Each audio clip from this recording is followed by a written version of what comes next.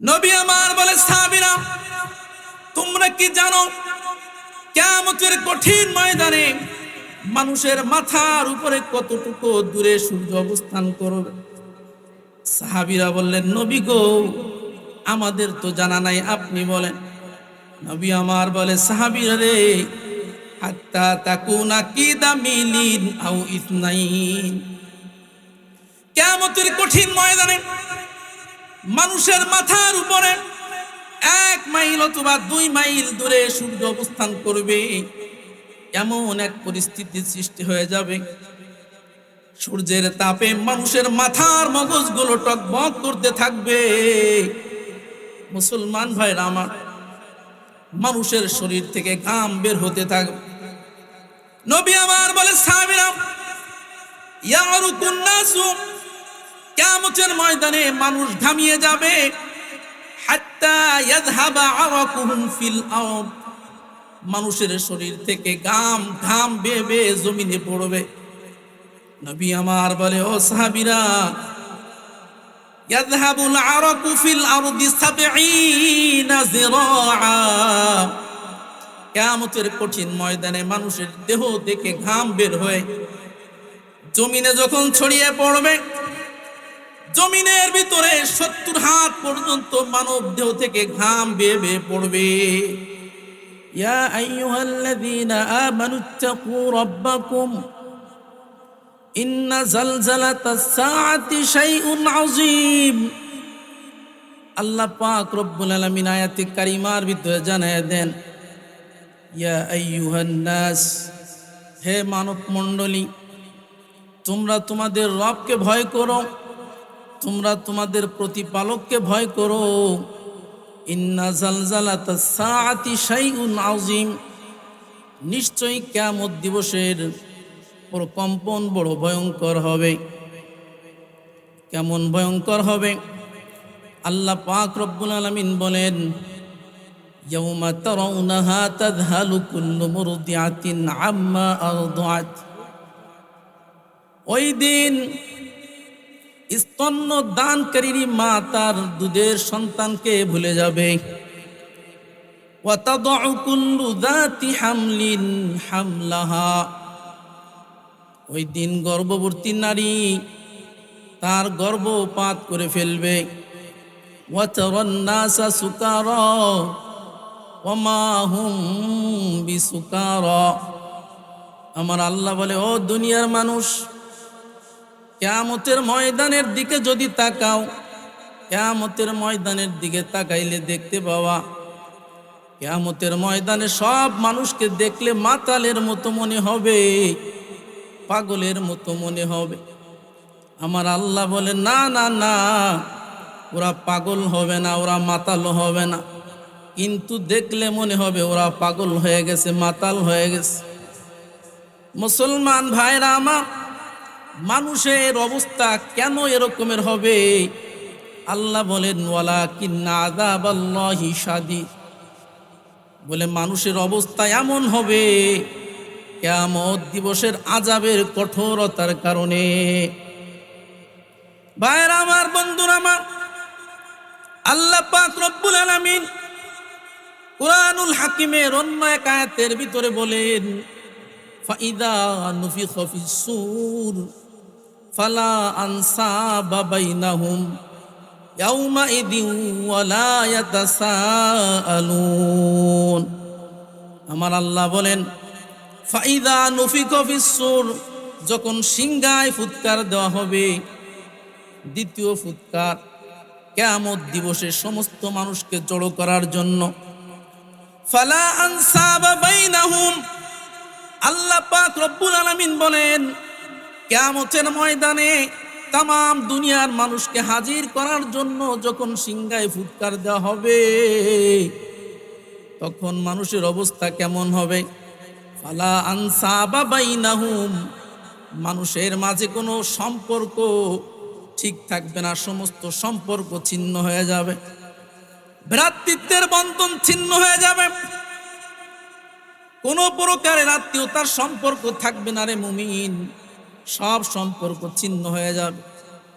বাবা সন্তানকে চিনবে না, সন্তান বাবাকে চিনবে না, স্ত্রী স্বামীকে চিনবে না।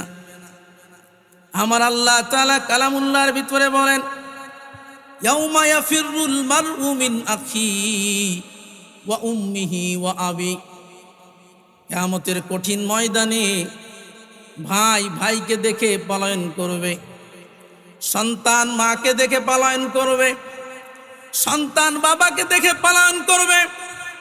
ওয়া সাহিবাতিহি ওয়া বানি। আমার আল্লাহ বলেন, স্বামী স্ত্রীকে দেখে পলায়ন করবে, অনুরূপভাবে বাবা সন্তানকে দেখে পলায়ন করবে। মুসলমান ভাইরা আমার, কিয়ামতের ময়দানে মানুষের এমন এক ভয়ঙ্কর অবস্থার সৃষ্টি হয়ে যাবে। লিকুল্লি ইমরিইম মিনহুম ইয়াউমাইযিন শা'নুন ইউগনি। আমার আল্লাহ তাআলা বলেন, কিয়ামতের ময়দানে প্রত্যেকটা মানুষের ভিতরে এক প্রকারের ব্যস্ততা কাজ করবে। প্রত্যেকটা মানুষ নিজেকে নিয়ে ব্যস্ত হয়ে যাবে, অন্যকে নিয়ে ফিকির করার সময় পাবে না রে মুমিন। প্রত্যেকটা মানুষ চিন্তা করবে, আমি কেমনে বাঁচতে পারি, আমার হিসাবটা কেমনে সহজ হয়, আমি কেমনে আমার নাজাতের ব্যবস্থা করতে পারি। প্রত্যেকটা মানুষ নিজেকে নিয়ে ব্যস্ত হয়ে পড়বে, অন্যকে নিয়ে ফিকির করার সময় হবে না। নবী আমার বলে, এ তামাম দুনিয়ার উম্মত, ইযা কানা ইয়াউমুল কিয়ামাতি উদনিয়াতিশ শামসু মিনাল ইবাদ। কিয়ামত যখন কায়েম হয়ে যাবে, উদনিয়াতিশ শামসু মিনাল ইবাদ, সূর্য মানুষের অতি নিকটবর্তী করে দেয়া হবে। নবী আমার বলে, সাহাবীরা তোমরা কি জানো কিয়ামতের কঠিন ময়দানে মানুষের মাথার উপরে কতটুকু দূরে সূর্য অবস্থান করবে? সাহাবীরা বললেন, নবী গো, আমাদের তো জানা নাই, আপনি বলেন। নবী আমার বলে, সাহাবীরা রে, হাত্তা তাকুনা কিদা মিলিন আও ইসনাইন। কিয়ামতের কঠিন ময়দানে মানুষের মাথার উপরে 1 মাইল অথবা 2 মাইল দূরে সূর্য অবস্থান করবে। এমন এক পরিস্থিতির সৃষ্টি হয়ে যাবে, সূর্যের তাপে মানুষের মাথার মগজগুলো টকবক করতে থাকবে। মুসলমান ভাইরা আমার, মানুষের শরীর থেকে ঘাম বের হতে থাকবে। নবী আমার বলে, সাহাবীরা ইয়ারুকুন নাসু, কিয়ামতের ময়দানে মানুষ ঘামিয়ে যাবে। হাত্তা ইয়াযহাবা আরাকুহুম ফিল আরদ, মানুষের শরীর থেকে ঘাম বেয়ে বেয়ে জমিনে পড়বে। নবী আমার বলে, ও সাহাবীরা, ইয়াযহাবুল আরাকু ফিল আরদি 70 যিরাআ। কিয়ামতের কঠিন ময়দানে মানুষের দেহ থেকে ঘাম বের হয়ে জমিনে যখন ছড়িয়ে পড়বে, জমিনের ভিতরে 70 হাত পর্যন্ত মানব দেহ থেকে ঘাম বেয়ে বেয়ে পড়বে। এমন এক কঠিন পরিস্থিতির শিকার হয়ে যাবে প্রত্যেকটা মানুষ। নবী আমার বলে, সাহাবীরা রে, বিকদরি আমালিহিম, প্রত্যেকটা মানুষ ঘামের ভিতরে অবস্থান করবে, তবে আমল অনুযায়ী। নবী আমার বলে, সাহাবীরা, কিছু মানুষ হাঁটু পর্যন্ত ঘামের ভিতরে অবস্থান করবে, আবার কিছু মানুষ টাকনু পর্যন্ত ঘামের ভিতরে অবস্থান করবে, আবার কিছু মানুষ মাজা পর্যন্ত ঘামের ভিতরে অবস্থান করবে, আবার কিছু মানুষ বুক পর্যন্ত ঘামের ভিতরে অবস্থান করবে, আবার কিছু মানুষ মাথা পর্যন্ত ঘামের ভিতরে অবস্থান করবে। নবী বলেন, ও সাহাবীরা, প্রত্যেকটা মানুষ ঘামের ভিতরে অবস্থান করবে তার আমল অনুযায়ী। ভাইরা আমার, বন্ধুরা আমার, আমি আপনাদের যে বিষয়টা বুঝাইতে চাই, কিয়ামতের ময়দান হবে বড় কঠিন। ওই কঠিন ময়দানে আমার আল্লাহ পাক রব্বুল আলামিন 7 শ্রেণীর মানুষকে আরশের নিচে ছায়া দান করবে। সুবহানাল্লাহ। আবু হুরায়রা রাদিয়াল্লাহু তাআলা আনহু থেকে বর্ণনা, বুখারীর বর্ণনা। নবী আমার বলে, সাহাবীরা, সাবআতুন ইযিল্লুহুমুল্লাহু ফি যিল্লিহি ইয়াউমা লা জিল্লা ইল্লা জিল্লু, কিয়ামতের কঠিন ময়দানে আরশের ছায়া ছাড়া কোনো ছায়া থাকবে না রে বাবা। এমন এক কঠিন মুহূর্তে আল্লাহ তাআলা 7 ক্যাটাগরির মানুষকে আরশের নিচে ছায়া দিবেন। 7 শ্রেণীর মানুষকে আল্লাহ তাআলা ডেকে কঠিন ময়দানে আরশের নিচে ছায়া দিবেন। নবী আমার বলে, 1 নাম্বার ইমামুন আদিল, দুনিয়ার জমিনে যারা ইনসাফ করেছেন, ন্যায় পরায়ণতা যাদের ভিতরে ছিল, যাদের ভিতরে আদালত ছিল, দুনিয়ার জমিনে যারা ইনসাফ প্রতিষ্ঠিত করেছে, ন্যায় পরায়ণ বাদশা, ন্যায় পরায়ণ নেতা, অধীনস্থ ব্যক্তিদের সঙ্গে যারা ইনসাফ করেছে, ন্যায় পরায়ণতার পরিচয় দিয়েছে, নবী আমার বলে কিয়ামতের কঠিন ময়দানে আল্লাহ তাআলা তাদেরকে আরশের নিচে ছায়া দিবে। ভাইরা আমার, বন্ধুরা, ইনসাফের বড় অভাব। এই সমাজের দিকে যদি তাকাই, ইনসাফ কোথাও পাওয়া যায় না। ব্যক্তি জীবনে নাই ইনসাফ, পারিবারিক জীবনের দিকে যদি তাকাই, পারিবারিক জীবনের ভিতরেও ইনসাফ নাই। সামাজিক জীবনের দিকে যদি তাকাই, সেখানেও ইনসাফ নাই। রাষ্ট্রীয় জীবনের দিকে যদি তাকাই, ইনসাফের কল্পনাও করা যায় না। নবী আমার বলে, সাহাবীরা রে, ইনসাফ শিখবা, আমার জীবনী থেকে তোমরা ইনসাফ শিখো। আল্লাহর নবী কত বড় ইনসাফের প্রতীক ছিলেন। আম্মা জান আয়েশা সিদ্দিকা রাদিয়াল্লাহু তাআলা আনহা থেকে বর্ণিত, বুখারীর বর্ণনা। আম্মা জান আয়েশা সিদ্দিকা রাদিয়াল্লাহু তাআলা আনহা বলেন, বনি মাকজুমা গোত্রের একজন নারী চুরি করেছে। বনি মাকজুমা গোত্র হচ্ছে কুরাইশ বংশের একটা শাখা। নবীর কাছে বিচার গিয়েছে, বনি মাকজুমা গোত্রের, কুরাইশ গোত্রের একজন নারী চুরি করেছে। কুরাইশ গোত্রের লোক পেরেশান হয়ে গেছে।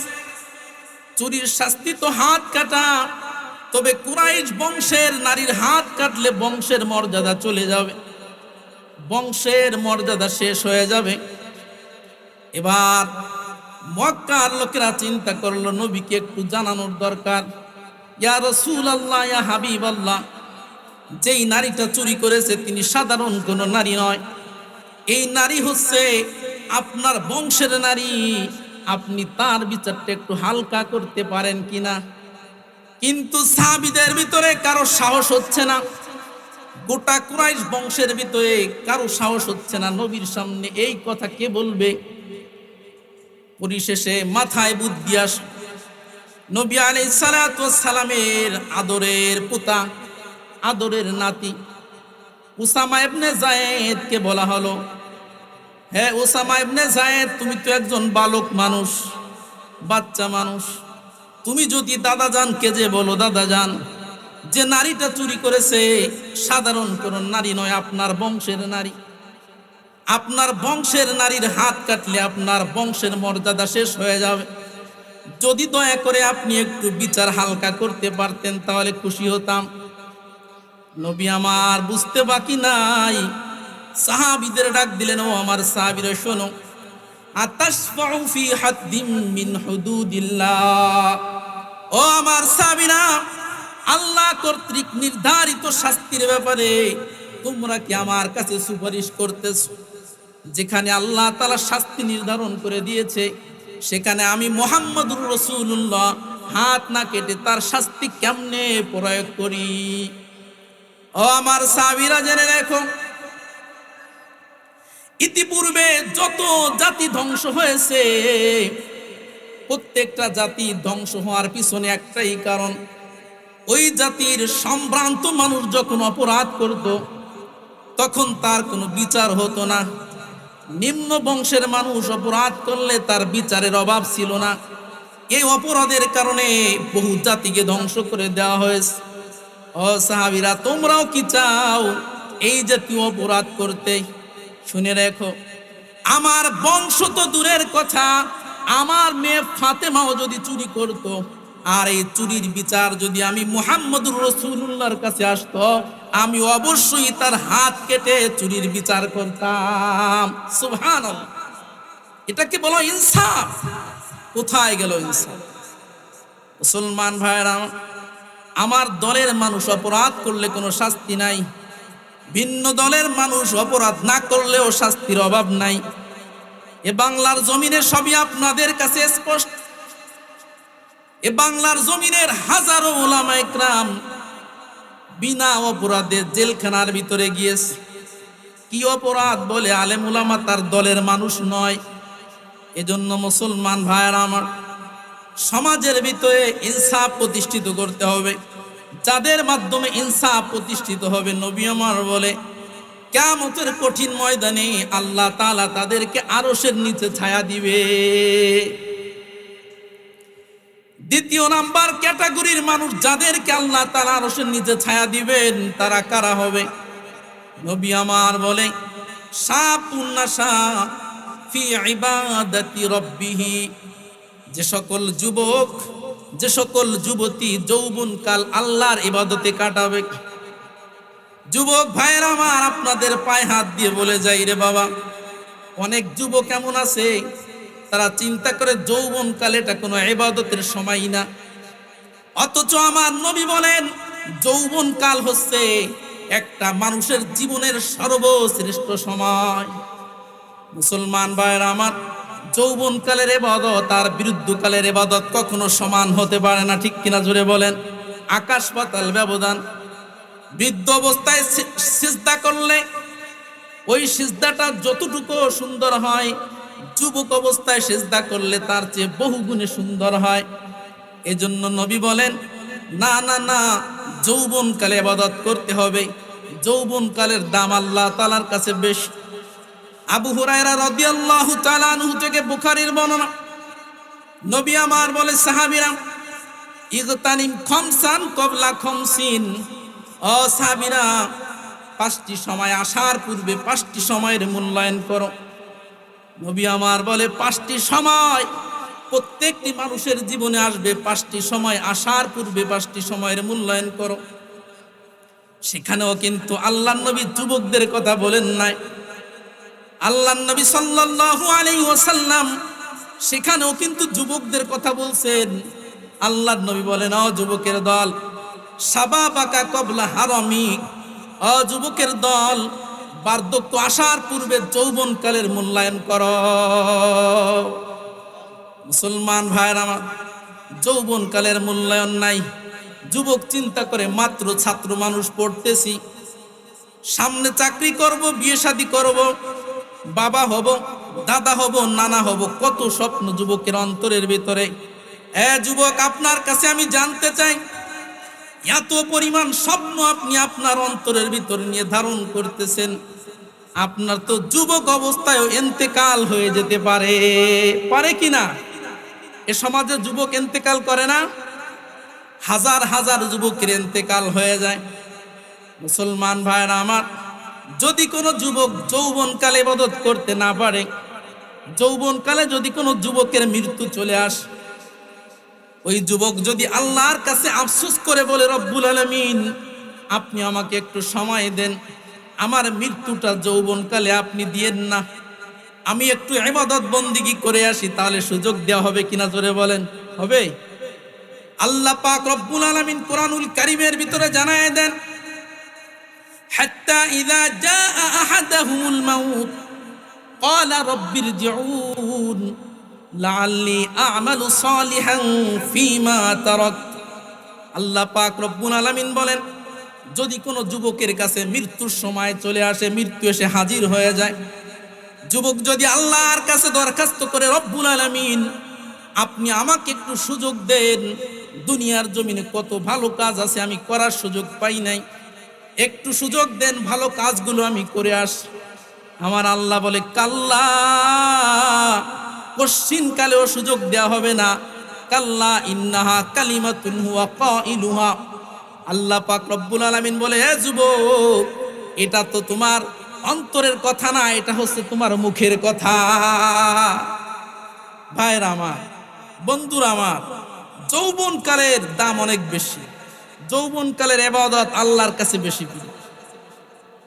নবীর এক হাদিসের দিকে যদি আমরা তাকাই, সিলসিলাতুস সহিহার ভিতরে হাদিসটি এসেছে, আনাস ইবনে মালিক রাদিয়াল্লাহু তাআলা আনহু থেকে বর্ণিত হাদিস। নবী আমার বলেন, লা তাজুলু কদম ইবনি আদম ইয়াউমাল কিয়ামাতি মিন ইনদি রাব্বিহ। কিয়ামতের কঠিন ময়দানে আল্লাহ পাক রব্বুল আলামিন প্রত্যেকটি মানুষকে 5টা প্রশ্ন করবেন। কয়টা প্রশ্ন? 5টা প্রশ্ন করবেন।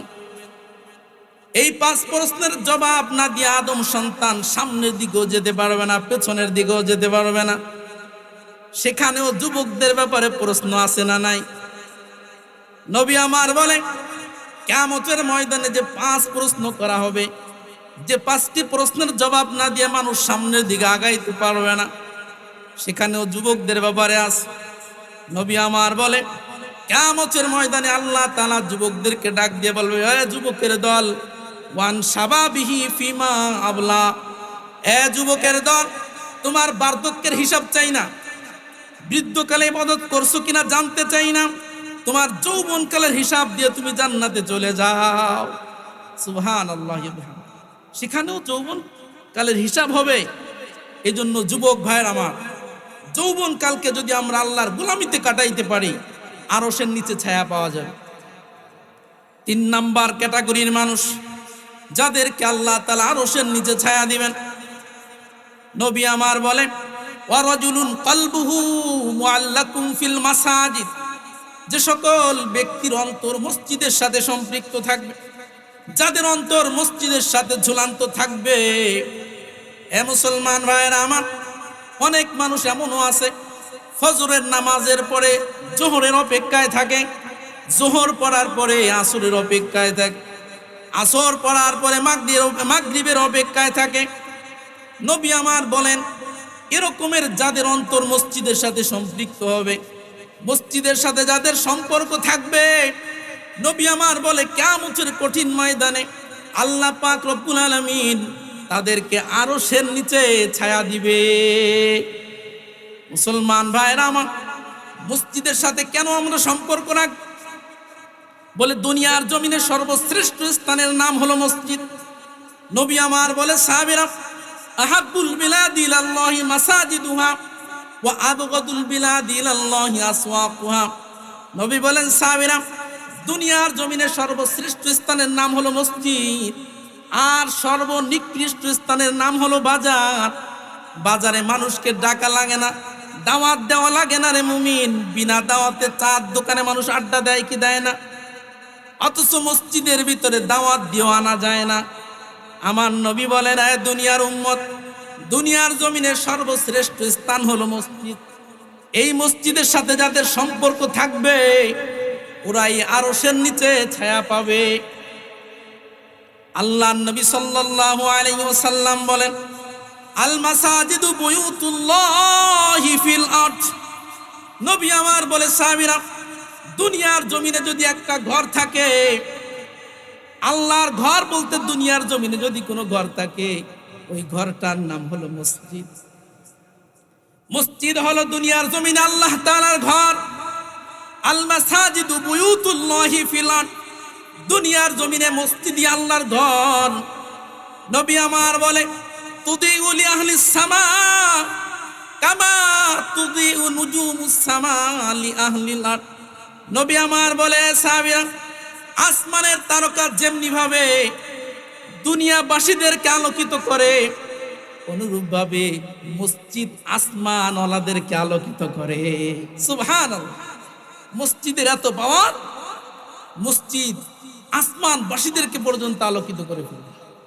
মুসলমান ভাইরা আমার, বন্ধুরা আমার, শুধু তাই নয়, নবী আমার বলে, মাজতামা কওমুন ফি বাইতিন মিন বুয়ুতিল্লাহ ইয়াতলুনা কিতাবাল্লাহ ওয়া ইয়াতাদারাসুনাহু বাইনাহুম। যদি দুনিয়ার কোনো মানুষ আল্লাহর ঘর মসজিদের ভিতরে জমা হয়ে যায়, মসজিদে ঢোকার পরে কোরআনুল কারীম তেলাওয়াত করে অথবা কোরআনের বয়ান শ্রবণ করে, নবী আমার বলে, ইল্লা নাযালাত আলাইহিমুস সাকিনা, আসমান থেকে তাদের প্রতি আল্লাহর পক্ষ থেকে শান্তি বর্ষিত হয়। নাযালাত আলাইহিমুস সাকিনা, নবী আমার বলে তাদের উপরে সাকিনা অবতীর্ণ হয়, প্রশান্তি তাদের উপর অবতীর্ণ হয়। হাফাতহুমুল মালাইকা, আল্লাহ নবী বলেন ফেরেশতারা তাদেরকে বেষ্টনী দিয়ে রাখে, আল্লাহর রহমত তাদেরকে ঘিরে রাখে। ওয়া যাকারাহুমুল্লাহু ফী মান ইনদা, আল্লাহ পাক রব্বুল আলামিন ফেরেশতাদেরকে সামনে নিয়ে গর্ব করতে থাকে, ও আমার ফেরেশতারা, মানব জাতিকে সৃষ্টি করার ব্যাপারে তোমরা দ্বিমত পোষণ করেছিলে, আজকে একটু তাকায় দেখো, এই আদম সন্তান মসজিদের ভিতরে আমাকে স্মরণ করছে। সুবহানাল্লাহ। এজন্য মুসলমান ভাইরা আমার, মসজিদের সাথে যাদের সম্পর্ক থাকবে আল্লাহ তাআলা তাদেরকে আরশের নিচে কি করবেন? ছায়া দিবেন। 4 নাম্বার ক্যাটাগরির মানুষ যাদেরকে আল্লাহ তাআলা আরশের নিচে ছায়া দিবেন, নবী আমার বলে সাহাবীরা শোনো, ওয়া রাজুলান তাহাব্বা ফিল্লাহ ইজতামা আলাইহি ওয়া তাফাররাকা আলাইহি। নবী আমার বলে দুনিয়ার জমিনে যেই দুই ব্যক্তি একে অপরকে ভালোবেসেছো আল্লাহর জন্য, আল্লাহর জন্য যেই ব্যক্তি দুনিয়ার জমিনে একে অপরকে ভালোবেসেছে অথবা আল্লাহর জন্য একে অপরের সঙ্গে দুশমনি করেছে, নবী আমার বলে আল্লাহর জন্য ভালোবাসা হবে, শত্রুতাও আল্লাহর জন্য হবে। এরকমের যাদের পরিস্থিতি হবে কিয়ামতের ময়দানে তাদেরকে আল্লাহ আরশের নিচে ছায়া দিবে। উদাহরণ দিলে ভালো করে বুঝবেন। মাওলানা সাদ সাহেব যতদিন পর্যন্ত হকের উপরে ছিল তামাম দুনিয়ার উলামা ইকরাম, তামাম দুনিয়ার মানুষ তাকে ভালোবেসেছে কার জন্য? আল্লাহর জন্য। আবার যখন তিনি সঠিক পথ থেকে দূরে চলে গেছে তামাম দুনিয়ার মানুষ তার বিরোধিতা করে কার জন্য? এটাও আল্লাহর জন্য।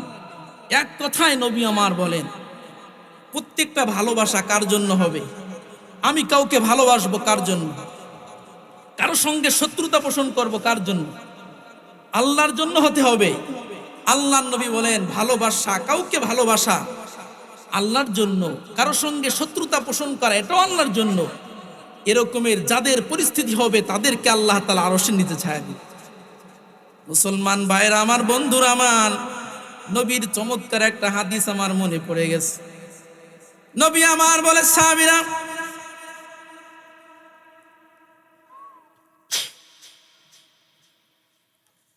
কিয়ামতের কঠিন ময়দানে আল্লাহ পাক রব্বুল আলামিন আরশের চারপাশে সুন্দর সুন্দর সিংহাসন স্থাপন করবেন। ইন্না হাওলাল আরশ মানাবিরুম মিন নূর। নবী আমার বলেন কিয়ামতের কঠিন ময়দানে আরশের চারপাশে নূরের সিংহাসন থাকবে। নবী আমার বলেন আলাইহা কওমুন লিবাসুহুম নূর ওয়া ওয়ুজুহুহুম নূর। কিয়ামতের ময়দানে আরশের চারপাশে যে নূরের সিংহাসন থাকবে, এই সিংহাসনে যারা বসবে তাদের চেহারা থেকে নূর ঝলমল করতে থাকবে, তাদের পোশাক থেকে নূর ঝলমল করতে থাকবে। নবী আমার বলেন লাইসু বিল আম্বিয়া ওয়ালা শুহাদা, তারা নবীও নয়, তারা শহীদও নয়। মুসলমান ভাইরা আমার, ইয়াকবিতুহুমুল আম্বিয়া ওয়া শুহাদা, তাদেরকে দেখে শহীদগণ, নবীগণ ঈর্ষা করতে থাকবে যে আরশের নিচে নূরের সিংহাসনের উপরে কারা বসেছে, এরা তো নবীও নয় আবার শহীদও নয়। আরশের নিচে নূরের সিংহাসনে কারা বসলো? আল্লাহর নবী সাল্লাল্লাহু আলাইহি ওয়াসাল্লামকে জিজ্ঞাসা করবে, সিফলানা ইয়া রাসূলুল্লাহ, নবী গো আপনি একটু জানায় দেন এই আরশের নিচে নূরের সিংহাসনে কারা বসে আছে? কিয়ামতের কঠিন ময়দানে এই আরশের নিচে, এই আরশের চারপাশে নূরের সিংহাসনে যারা বসবে, নবী আমার বলেন আল মুতাহাব্বুনা ফিল্লাহ, দুনিয়ার জমিনে যারা একে অপরকে ভালোবেসেছে আল্লাহর জন্য, দুনিয়ার জমিনে যারা একে অপরকে আল্লাহর জন্য ভালোবেসেছে, কিয়ামতের কঠিন ময়দানে তারা নূরের সিংহাসনে বসবে। ওয়াল মুতাজালিসুনা ফিল্লাহ, দুনিয়ার জমিনে যারা একসঙ্গে বসেছে আল্লাহর জন্য, ওয়াল মুতাযাবিরুনা ফিল্লাহ, দুনিয়ার জমিনে যারা একে অপরের সঙ্গে সাক্ষাৎ করেছে আল্লাহর জন্য, তাদেরকেও কিয়ামতের ময়দানে নূরের সিংহাসনে বসানো হবে। শুধু তাই না, অন্য একটা হাদিসের দিকে তাকাইলে আমরা দেখতে পাই আল্লাহর নবী সাল্লাল্লাহু আলাইহি ওয়াসাল্লাম বলেন, আন্না রাজুলান যারা আখান লাহু, এক ব্যক্তি অন্য এক ব্যক্তির সঙ্গে সাক্ষাতের জন্য ঘর থেকে বের হয়ে গেল। আরসাদাল্লাহু মালাইকাতাম মিনাস সামা, আল্লাহ পাক রব্বুল আলামিন সঙ্গে সঙ্গে তার কাছে আসমান থেকে একজন ফেরেশতা প্রেরণ করিয়ে দিয়েছে। ফেরেশতা জিজ্ঞাসা করছে, আইনা তুরিদ, তুমি কোথায় যেতে চাচ্ছ? তুমি ঘর থেকে বের হয়েছো, কোথায় যেতে চাও? লোকটা বলতেছে, আমি আমার অমুক ভাইয়ের কাছে যাই। বলে, সে কি তোমার প্রকৃতপক্ষে ভাই? বলে, না, সে আমার মায়ের পেটের ভাই না। তার সঙ্গে তার কাছে কি তোমার কোনো পাওনা আছে? বলে, না, তার কাছে আমার কোনো পাওনা নাই। তোমার কাছে কি তার কোনো পাওনা আছে? বলে, তাও নাই। তাহলে কেন তুমি তার কাছে যাচ্ছ? লোকটা বলে, আমি তার কাছে যাচ্ছি শুধুমাত্র আমি তাকে আল্লাহর জন্য ভালোবাসি, এই জন্য তাকে তার কাছে সাক্ষাতের জন্য যাচ্ছি। সুবহানাল্লাহ। আল্লাহ পাক রব্বুল আলামিনের ফেরেশতারা বলে, ওই ফেরেশতা সঙ্গে সঙ্গে লোকটাকে সংবাদ দেয় যে আল্লাহ পাক রব্বুল আলামিনের জন্য যেহেতু আপনি তাকে ভালোবাসেন, আল্লাহ পাক রব্বুল আলামিনও আপনাকে ভালোবাসে। শুধু তাই নয়, ওয়াকাদ আওজাবা লাকাল জান্নাহ, আল্লাহ পাক রব্বুল আলামিন আপনার জন্য জান্নাতের ফয়সালা করে দিয়েছে। সুবহানাল্লাহ। তাহলে ভালোবাসা কার জন্য হবে? শত্রুতা পোষণ করা কার জন্য হবে? আল্লাহর নবী বলেন, যাদের ভালোবাসা আল্লাহর জন্য হয়, শত্রুতা পোষণ করা আল্লাহর জন্য হয়, ওরা কিয়ামতের ময়দানে আরশের নিচে ছায়া। 5 নাম্বার, আল্লাহর নবী সাল্লাল্লাহু আলাইহি ওয়াসাল্লাম বলেন, ওয়ারাজুলুন দাতুমরাতু দাতা মানসাবিন ওয়া জামাল ফাকালা ইন্নী আখাফুল্লাহ। আল্লাহর নবী সাল্লাল্লাহু আলাইহি ওয়াসাল্লাম বলেন, দুনিয়ার জমিনে যে সকল যুবককে যুবতীরা প্রেমের অফার দেয়, প্রেমের প্রস্তাব দেয়, ওই প্রেমের প্রস্তাবে যুবক যদি বলতে পারে, ইন্নী আখাফুল্লাহ, আমি তোমার সঙ্গে অবৈধ সম্পর্ক করতে পারি না, কারণ আমার অন্তরের ভিতরে আল্লাহর ভয়, আল্লাহর ভয় নিয়ে আমি তোমার প্রেমের প্রস্তাব কখনো কবুল করতে পারি না। যদি কোনো যুবক এভাবে কোনো যুবতীকে তার প্রেমের প্রস্তাব যদি প্রত্যাখ্যান করে দেয়, আল্লাহর নবী বলেন, কিয়ামতের কঠিন ময়দানে ওই যুবকের জন্য আরশের নিচে ছায়া থাকবে। সুবহানাল্লাহ। আমাদের সমাজের যুবক ভাইদের অবস্থা বড় খারাপ। এই সমাজের অধিকাংশ যুবক নারীদের জন্য পাগল, অবৈধ প্রেমের জন্য পাগল। অথচ আল্লাহর নবী বলে, ও যুবকের দল, মা তারাকতু বাদি ফিতনাতান হিয়া আদাররু আলার রিজালি মিনান নিসা, আমি একটা যুবকের উপরে যুবতীর তুলনায় বড় ফিতনার বস্তু আর কিছুই রাখি নাই। যুবকের জন্য সবচেয়ে বড় ফিতনার বস্তু কি? যুবতী। হে মুসলমান ভাইরা আমার, এই জন্য খবরদার, ও যুবক ভাইরা, অবৈধ সম্পর্ক কখনো করবেন না। অবৈধ সম্পর্কের মাঝে কোনো আরাম নাই। অবৈধ সম্পর্ক করার আগে সম্পর্কটা বড় মধুর মনে হয়। টিয়া পাখি, ময়না পাখি ছাড়া মুখ দিয়ে কথা বের হয় না। কিন্তু যদি কোনো ব্যক্তি, কোনো যুবক হারাম পন্থায় রিলেশনের মাধ্যমে, প্রেমের মাধ্যমে যদি সে বিয়ে করে, পরবর্তী সংসারটা হয় বড় ভয়ঙ্কর। বিয়ের আগে হয় সোনা পাখি, টিয়া পাখি, ময়না পাখি, আর বিয়ার পরে পরিস্থিতি হয় অমুকের বাচ্চা, তমুকের বাচ্চা, এর চেয়ে ভালো কথা বের হয় না। ঠিক কিনা? চিল্লায় কান। মুসলমান ভাইয়ের আমার, ও যুবক ভাইয়ের আমার, খবরদার, হারাম সম্পর্ক করবেন না। হারামের ভিতরে কোনো সম্পর্ক না, হারামের ভিতরে কোনো আরাম নাই। আল্লাহর নবী সাল্লাল্লাহু আলাইহি ওয়াসাল্লাম বলেন, ইন্নাদ দুনিয়া হুলমাতুন খাদিরাতুন, দুনিয়া অত্যন্ত মিষ্টময়, দুনিয়া বড় সবুজ শ্যামল। আল্লাহর নবী বলে সাহাবীরা ফাত্তাকুন নিসা ওয়াত্তাকুদ দুনিয়া, তোমরা দুনিয়ার ব্যাপারে সাবধান থাকো, নারীদের ব্যাপারে সাবধান থাকো, কারণ নারীদের ফিতনায় যারা পড়বে ওদের দুনিয়াও বরবাদ হবে, পরকালও বরবাদ হবে। মুসা নবীর জামানায় বালআম ইবনে বাউরা বড় আল্লাহর একজন ওলি, দোয়া করতে দেরি, দোয়া কবুল হইতে দেরি নাই। মুসা নবীর বিরুদ্ধে বলা হলো আপনি বদদোয়া করেন মুসা নবীর বিরুদ্ধে। বালআম ইবনে বাউরা বলল না না না, মুসা নবীর বিরুদ্ধে আমি বদদোয়া করতে পারবো না। প্রতিপক্ষ তার স্ত্রীকে, বালআম ইবনে বাউরার স্ত্রীকে কিছু মোটা অঙ্কের হাদিয়া দেয়। এবার স্ত্রী বালআম ইবনে বাউরাকে বলা শুরু করে আপনি মুসা নবীর বিরুদ্ধে একটু বদদোয়া করবেন, সমস্যা কিসের? মুখ দিয়ে একটু বদদোয়া করবেন, সমস্যা কি? যখন স্ত্রীর কুপ্রস্তাবে বালআম ইবনে বাউরা মুসা নবীর বিরুদ্ধে বদদোয়া করেছে, সঙ্গে সঙ্গে তার দুনিয়াও শেষ, তার পরকালও বরবাদ হয়ে গেছে। এই জন্য নারীদের ব্যাপারে সাবধান, নারীদের ব্যাপারে যারা সাবধান থাকবে, বিশেষ করে হারাম সম্পর্কে যারা জড়াবে না, যে সকল যুবক, আল্লাহর নবী তাদেরকে আরশের নিচে ছায়া দিবে।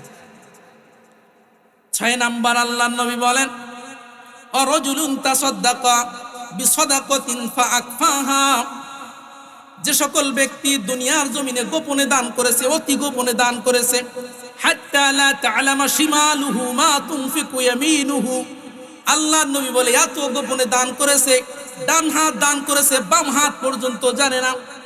এভাবে গোপনে যারা দান করবে, নবী বলেন কিয়ামতের কঠিন ময়দানে আল্লাহ তাআলা তাদেরকে আরশের নিচে ছায়া দিবে।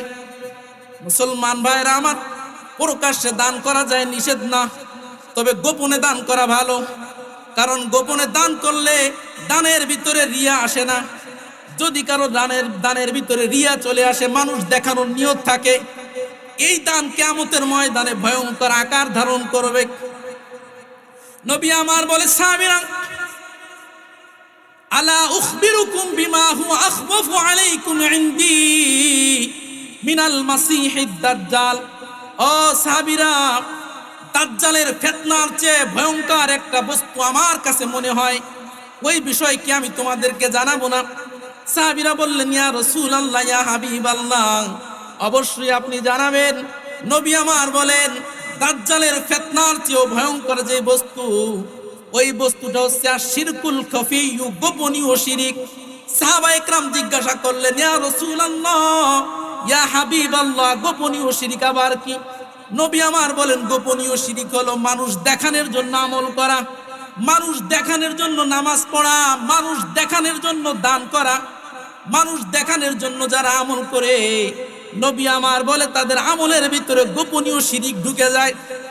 এই জন্য মুসলমান ভাইরা আমার, কিয়ামতের কঠিন ময়দানে আল্লাহ তাআলা সব মানুষদেরকে যখন জমা করবেন, নবী আমার বলে ইদ জামাআল্লাহুল আউওয়ালিনা ওয়াল আখিরিনা লিয়াউমিল কিয়ামাতি লা রাইবা ফীহ, নবী আমার বলে কিয়ামতের ময়দানে সব মানুষকে আল্লাহ যখন জমা করবেন, দুনিয়ার শুরু এবং শেষ থেকে নিয়ে যত মানুষ আছে সব মানুষকে যখন জমা করবেন, আল্লাহ তাআলা ওই সময় ঘোষণা করবেন এ দুনিয়ার ওই সকল মানুষ যারা মানুষ দেখানোর জন্য আমল করেছো, তোমরা কোথায়? আমার কাছে আসো।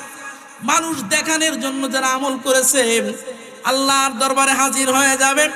আল্লাহ পাক রব্বুল আলামিন বলবেন আমার কাছ থেকে কোনো বিনিময় তোমরা পাবা না, আমার কাছ থেকে কোনো সওয়াব তোমরা পাবা না, কারণ দুনিয়ার জমিনে আমল করেছো, দান করেছো, নামাজ পড়েছো মানুষ দেখানোর জন্য, মানুষ দেখেছে, অতএব মানুষের কাছ থেকে তুমি পাওনা পেয়ে গেছো, আমার পক্ষ থেকে আর কোনো পাওনা তোমাদের বাকি নাই। এই জন্য মুসলমান ভাইয়ের আমার, মানুষ দেখানোর জন্য কোনো আমল না করা। অনেকে আছে দান করে খোটা দেয়, আছে না নাই? দান করে খোটা দেওয়া ভয়ঙ্কর। দান করে খোটা দিলে এই দানের কোনো নেকি থাকে না।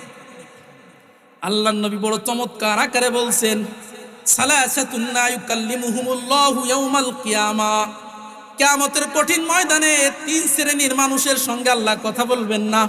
ওয়ালা ইয়ানজুরু ইলাইহিম, আল্লাহ তাদের দিকে তাকাবেন না। ওয়ালা ইউযাক্কিহিম, আল্লাহ তাআলা তাদেরকে পরিশুদ্ধ করবেন না। সাহাবায়ে কেরাম জিজ্ঞাসা করলেন ইয়া রাসূলুল্লাহ, ইয়া হাবিবাল্লাহ, ওই 3 শ্রেণীর মানুষ কারা হবে? নবী আমার বলে 1 নাম্বার হলো আল মান্নান, দুনিয়ার জমিনে যারা দান করে খোটা দিয়েছে ওদের সঙ্গে কিয়ামতের ময়দানে আল্লাহ কোনো কথা বলবেন না। 2 নাম্বার নবী বলেন ওয়াল মুসবিলু ইজারহু, টাকনুন নিচে যারা পোশাক পরিধান করে, লুঙ্গি পাজামা পরিধান করে, কিয়ামতের ময়দানে ওদের সঙ্গেও আল্লাহ কোনো কথা বলবেন না। 3 নম্বরে নবী বললেন ওয়াল মুনাফিকু সিলআতাহু বিল হালাফিল কাযিবি, দুনিয়ার জমিনে যারা মিথ্যা কথা, মিথ্যা শপথ করে যারা পণ্য বিক্রি করেছে ওদের সঙ্গেও কিয়ামতের ময়দানে আমার আল্লাহ কোনো কথা বলবে না। এই জন্য মুসলমান ভাইরা আমার, দানটা হবে অতি গোপনে। গোপনে যারা দান করবে ওদেরকে আল্লাহ তাআলা আরশের নিচে ছায়া দান করবেন। 7 নাম্বার ক্যাটাগরির মানুষ যাদেরকে আল্লাহ তাআলা আরশের নিচে ছায়া দিবেন, নবী আমার বলেন ওয়া রাজুলুন যাকারাল্লাহ খালিয়া ফাফাদাত আইনা, যে সকল ব্যক্তি গোপনে নির্জনে আল্লাহ তাআলাকে স্মরণ করেছে, আল্লাহকে স্মরণ করার কারণে তার চোখ দিয়ে অশ্রু ঝরেছে আল্লাহর জন্য। মুসলমান ভাইরা আমার, এই সমাজে কান্নার অভাব নাই, অনেক কান্না কিন্তু এই সমাজে চলে। বাবা মারা গেছে এই জন্য কান্না, মা মারা গেছে কান্না, সন্তান মারা গেছে কান্না, কিন্তু আল্লাহর জন্য কোনো কান্না নাই। অথচ নবী বলেন কান্না যদি আল্লাহর জন্য হয়, আল্লাহর জন্য যদি চোখ দিয়ে পানি ঝরানো যায় না মুমিন, এই চোখের জন্য জাহান্নামের আগুন হারাম হয়ে যায়। নবী আমার বলে সাহাবীরা আইনানে লান তামাসসাহুমা নার, কিয়ামতের ময়দানে 2টা চোখকে কখনো জাহান্নামের আগুন স্পর্শ করতে পারবে না। কিয়ামতের ময়দানে সব চোখ যদি জাহান্নামের ভিতরে চলেও যায়, কিন্তু 2টা চোখ কখনো জাহান্নামের আগুনে জ্বলবে না, জাহান্নামের আগুন তাদেরকে স্পর্শ করতেই পারবে না। আল্লাহর নবী বলেন আইনুন বাকাত মিন খশিয়াতিল্লাহ, আল্লাহর ভয়ে যে চোখ পানি ঝরিয়েছে, আল্লাহর ভয়ে যে চোখ দিয়ে পানি ঝরেছে, ওই চোখের জন্য জাহান্নামের আগুন হারাম হয়ে যায়।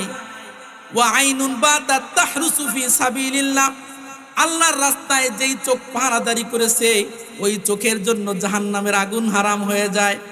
এই জন্য মুসলমান ভাইয়ের আমার, নবী আমার অন্য এক হাদিসের ভিতরে বলেন লা ইয়ালিজুন নারা রাজুলুন বাকা মিন খশিয়াতিল্লাহ, আল্লাহর ভয়ে যে চোখ ক্রন্দন করেছে ওই চোখকে জাহান্নামে প্রবেশ করা এতটা অসম্ভব। আল্লাহর নবী বলেন যেমনি ভাবে গাভীর দুধ দহন করার পরে গাভীর ওলানের ভিতরে দুধ প্রবেশ করা, পুনরায় প্রবেশ করানো যেমনি ভাবে অসম্ভব, যাদের চোখ দিয়ে আল্লাহর ভয়ে পানি ঝরেছে নবী আমার বলেন ওদেরকে জাহান্নামে প্রবেশ করানো এরকম অসম্ভব। হাত্তা ইয়াউদাল লাবানু ফিদ-দর'i, নবী আমার বলে গাভীর ওলানের থেকে দুধ দহন করার পরে ওই দুধ যেমনি ভাবে গাভীর ওলানের ভিতরে প্রবেশ করানো সম্ভব নয়, আল্লাহর ভয়ে যাদের চোখ দিয়ে পানি ঝরবে ওদেরকে জাহান্নামে ঢুকানো সম্ভব নয়। এই জন্য আল্লাহর নবী বলেন লাউ তা'লামুনা মা আ'লামু লা দাহিকতুম কলিলা ওয়া লা বাকাইতুম কাসীরা, ও সাহাবীরা আমি যা জানি এটা যদি তোমরা জানতা তাহলে কাঁদতা বেশি এবং হাসতা কম। অথচ তোমরা তো বেশি হাসো, যেখানে যাই সেখানে হাসি, কান্না আর খুঁজে পাওয়া যায় না। এখন ওয়াজ মাহফিল অনেকটা হাসি তামাশার মঞ্চে পরিণত হয়ে গেছে অনেক এলাকায়। যেই বক্তা যত হাসাইতে পারে, যেই বক্তা যত কৌতুক করতে পারে সেই ভালো বক্তা। কোরআন হাদিস দিয়ে যদি আলোচনা হয় ওই আলোচনা শ্রোতারা শুনতে চায় না। যদি কোনো বক্তা কৌতুক করতে না পারে তার আলোচনা শুনতে চায় না। নবী আমার বলে সাহাবীরা না না না, চোখ দিয়ে পানি ঝরাইতে হবে।